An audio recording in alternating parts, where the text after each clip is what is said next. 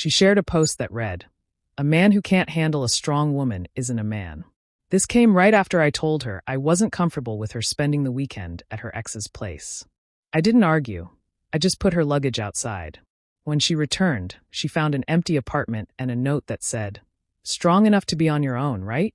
My ex is currently trying to find a new place to live because her idea of being an independent woman didn't include having a backup plan when she burned her bridges. 2 weeks ago, she was posting about strong women not needing weak men. Today, she's scrambling to find an affordable apartment on her part-time salary. I'm a 32-year-old male working as an operations manager for a manufacturing company, making around $85,000. I've been dating Jessica, a 28-year-old female, for about 10 months. She works part-time in social media marketing and earns about $25,000 a year. Jessica maintained her own studio apartment throughout our relationship, but began staying at my place more often. By month 8, she was practically living here 5 nights a week, keeping clothes and toiletries here while still holding onto her lease as a backup. From the start, Jessica made it clear she wouldn't be controlled by any man. Fair enough. Independent women are attractive.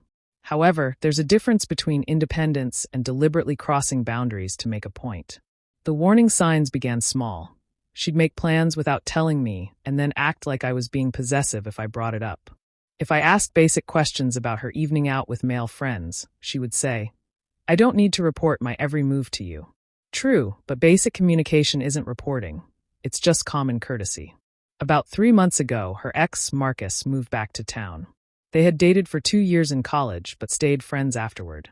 Jessica made a big deal about how mature they both were and how they had moved past any romantic feelings. It's manageable for adults to be friends with exes, but only if there are proper boundaries. Unfortunately, Jessica's idea of boundaries was essentially non-existent. They started texting frequently, meeting for lunch, and having lengthy phone conversations about their lives and careers. When I expressed that it was making me uncomfortable, Jessica gave me lectures about trust and insecurity. If you can't handle me having male friends, maybe you're not ready for a serious relationship. I backed off because she was right about one thing. Trust is important, but my instincts told me this wasn't just friendship. 2 weeks ago, Marcus invited Jessica to a weekend music festival about 3 hours away. She mentioned it casually over dinner. "Sounds fun," I said. "When do we need to leave?" "Oh, you're not invited. This is just Marcus and me catching up. He got 2 tickets months ago." "So you're going to a weekend festival with your ex?"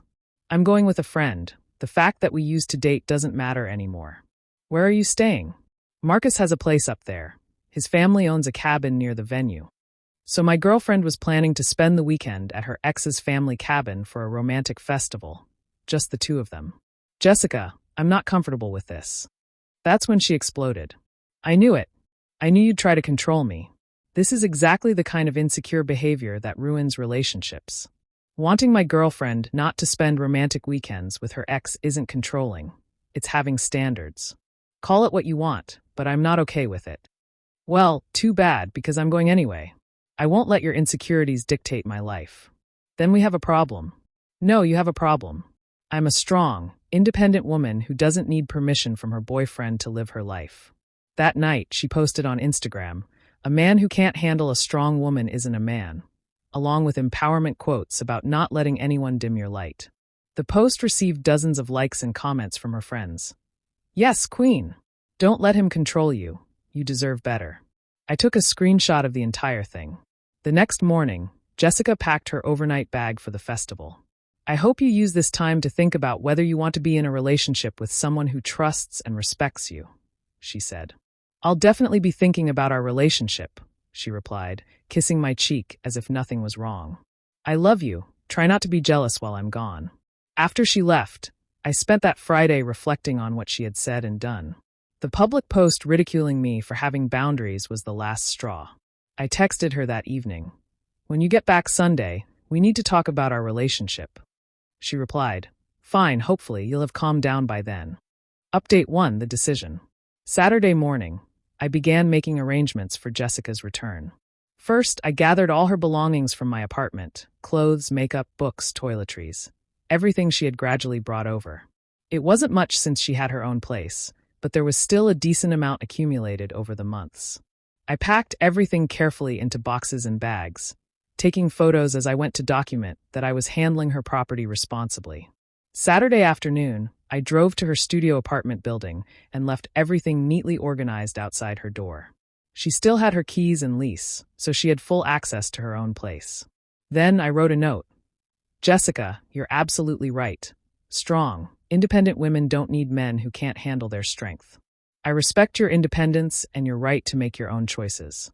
Since you're strong enough to spend weekends with your ex despite my concerns and confident enough to post publicly about how I'm not man enough to handle you, you're clearly strong enough to manage your own living arrangements too. Your belongings are outside your apartment door. I'm sure a strong woman like you will have no trouble from here. Thanks for teaching me what independence really looks like. I left the note with her things at her apartment. Sunday evening, I changed my social media relationship status to single and waited for her to return to my place. Around 8 p.m., she showed up with her overnight bag, expecting to come in and continue our usual routine. I met her at the door but didn't invite her in. We need to talk. She said, we do, but not inside. Tom, what's going on? You're acting weird. I did the thinking you suggested, and I decided you're right about strong, independent women not needing men who can't handle them. Okay, good, so we can move past this. Move past this relationship. Her expression changed. What do you mean? I mean, we're done. You made it clear this weekend that you prioritize your ex's feelings over mine, and your Instagram post showed what you think of men who have boundaries. Tom, don't be ridiculous. That post wasn't even about you specifically. It was posted right after our fight about you spending the weekend with Marcus. What else would it be about? I was just venting to my friends. By calling me less than a man for not wanting my girlfriend to go on romantic getaways with her ex? I didn't say that. I pulled out my phone and showed her the screenshot. A man who can't handle a strong woman isn't a man. Posted 6 hours after I told you I wasn't comfortable with your weekend plans. She looked at her own post. Okay, maybe that was poor timing, but it doesn't mean we have to break up. Actually, it does. Your stuff is at your apartment. Your key won't work here anymore because I changed the locks. You changed the locks? Tom, this is insane. This is me handling a strong woman by letting her be strong and independent. Where am I supposed to stay? At your apartment, the one you kept specifically because you're independent. Tom, please, we can work this out. I'm sorry about the post. You're sorry you got caught, not sorry you did it. There's a difference. I love you. I don't want to lose you over this. You lost me when you chose to publicly mock me for having relationship standards. The rest is just logistics. I went back inside and locked the door. Update 2 reality checks. Over the next week, Jessica tried various ways to reconcile, but I stood my ground. She called repeatedly, leaving voicemails that cycled through the usual stages. Anger, bargaining, desperation, manipulation. You're being completely unreasonable. If you let me explain, we can fix this. I can't believe you're throwing away 10 months over one weekend. This is the most childish thing anyone has ever done to me. Her friends got involved too, sending messages about how controlling and insecure I was being, how Jessica deserved better treatment, and how real men don't abandon their girlfriends over minor disagreements. I took screenshots of those messages too. On Tuesday, she showed up at my workplace during lunch hour. Security informed me someone was asking for me in the lobby. She looked stressed, her hair not perfectly styled, makeup rushed, clearly not sleeping well. Tom, please, we need to talk properly. This has gone too far. I disagree. This has gone exactly as far as it should. I made a mistake with the Instagram post. I was emotional and said things I didn't mean. You meant them when you posted them. You meant them when your friends were agreeing with you in the comments. People say stupid things when they're upset. True, and people face consequences when they say stupid things publicly. Tom, I'm sorry, really sorry. Can we please try to work through this? Work through what? You went to a romantic weekend with your ex after I told you I wasn't comfortable with it. Then you posted about how I'm not man enough to handle your independence. What's to work through? I realize now that the weekend was inappropriate.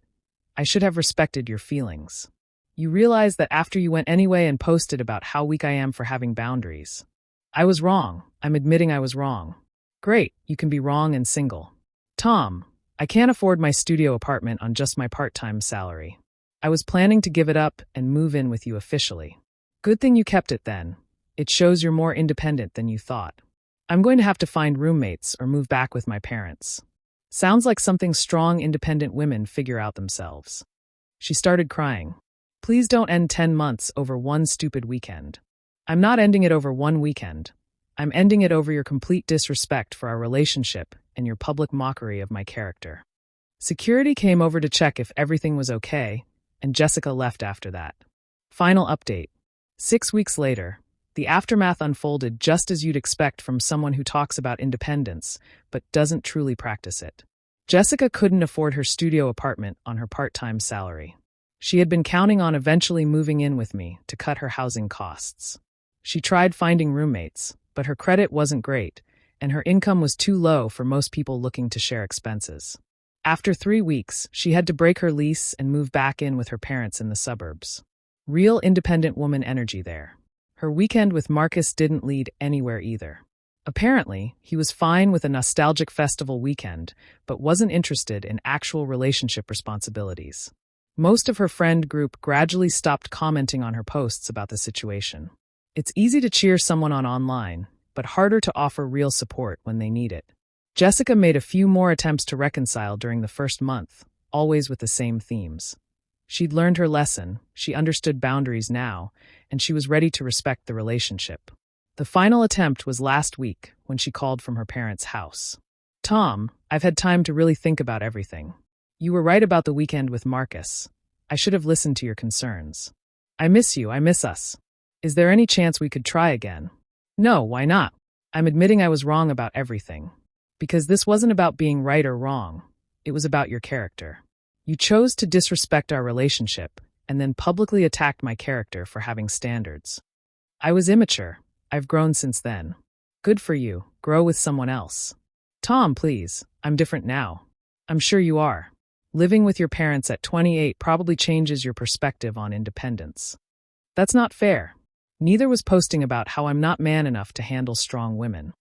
I deleted that post. Too bad. I still have screenshots. She hung up, and I haven't heard from her since.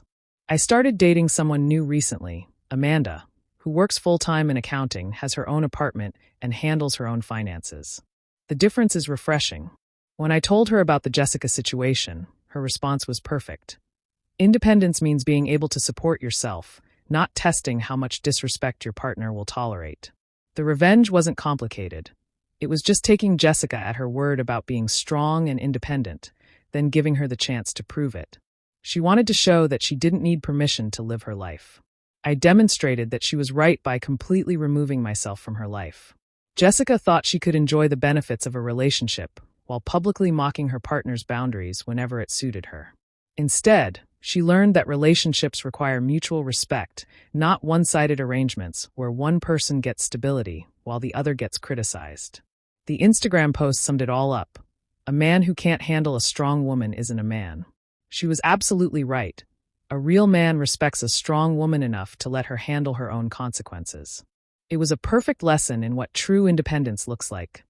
Strong enough to ignore your boyfriend's concerns, strong enough to pay your own rent, strong enough to publicly mock your partner, strong enough to find a new partner, strong enough to prioritize your ex over your relationship, and strong enough to live without that relationship. Jessica got exactly what she posted about. Complete independence from a man who supposedly couldn't handle her strength. The note said it best. Strong enough to be on your own, right? Turns out, she wasn't as strong as her social media suggested, but that's what real independence teaches you. The difference between talking about strength and actually having it.